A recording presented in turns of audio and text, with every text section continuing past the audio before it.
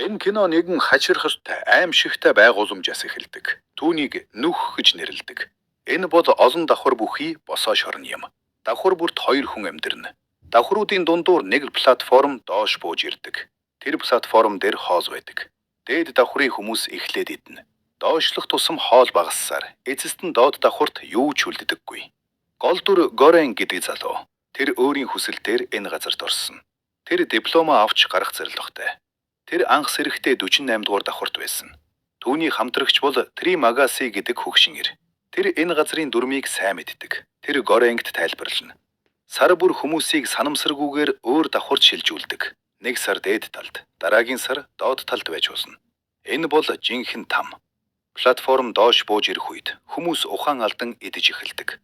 Зарим нь хит их идэнэ, зарим нь доод давхрын хүмүүсийг огт бодохгүй. Горенг эхэндээ дүрмийг ойлгохгүй. Тэр шударг байхыг хүснэ. Тэр доод давхарт үлдэх хүмүүст хооз үлдээхийг хүснэ. Гэвч Тримагаси инээн.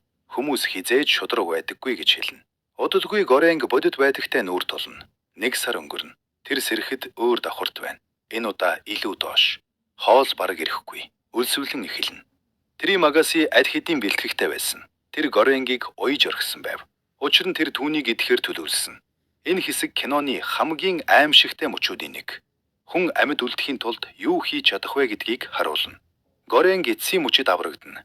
Михару гэдэг нууцлаг эмэгтэй гарч ирж Тримагасиг ална. Михару платформоор доош бууж яваад хэн нэгнийг хайж байдаг. Хүмүүс түүнийг галзуу гэж боддог. Гэвч тэр өөрийн хүүхдийг хайж байгаа.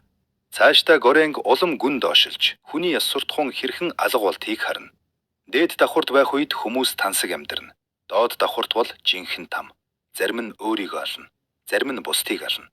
Зарим нь хүний мах идэнэ. Энэ бол нийгмийн бодит дүр зураг. Баячууд дээд талд, ядуус доод талд. Горенг аажмаар өөрчлөгдөнө. Тэр өмнөх шигэ гинэн байхаа болно. Тэр тэмцэхээр шийднэ.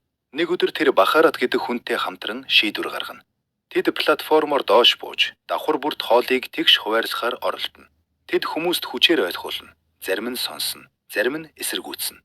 Тэд доош буух тусам илүү харгас орчинтой тулгарна. Эцэст нь тэд хамгийн доод давхарт хүрнэ. Тэнд тэд гайхалтай зүйл олно. Нэг жижиг охин. Энэ нь бүх дүрмийг зөрчиж байсан. Хүүхэд энэ газарт байх ёсгүй. Тэд ойлгоно. Энэ охин бол мессеж. Хэрвээ платформоор буцааж дээш явуул чадвал дээр байгаа хүмүүст системийн алдааг харуулж чадна. Тэд охиныг платформ дээр суулгана. Платформ дээш хөрж эхэлнэ. Горенг доор үлдэнэ. Тэр инээмсэглэнэ. Яагад гэвэл тэр эцэст нь зөв зүйл хийсэн. Кино энд дуусна. Гэхдээ нэг асуулт үлдэнэ. Тэр мессеж үнэхээр хүрсэн үү? Эсвэл бүх зүйл дэмий байсан уу?